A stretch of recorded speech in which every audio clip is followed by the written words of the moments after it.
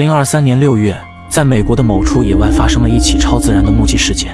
画面最初显示了一头寻觅食物的可爱浣熊，可渐渐的事情好似开始变得不太对劲。只听远处天空传来阵阵异响，感应到异常的监控开始缓缓将相机聚焦。就在下一秒，一排有着规律闪光的物体竟从上方缓缓飞过。这夸张的景象使得不少人怀疑这是外星飞行器，但可惜的是，只是经过短暂的飞行，尸体便迅速消失不见了。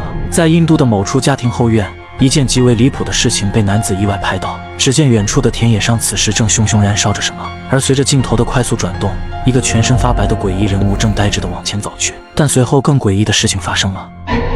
就在下一秒，他竟以一种难以想象的速度飞向天空。反应过来的男子慌忙聚散相机，尝试寻找他的身影。然而画面中却仅有坠毁燃烧的飞行器。两段视频的爆出似乎暗示了地球的不一般，可事实果真如此吗？2023年英国，一段男人疑似遭遇地球矩阵袭击的片段在 YouTube 爆火。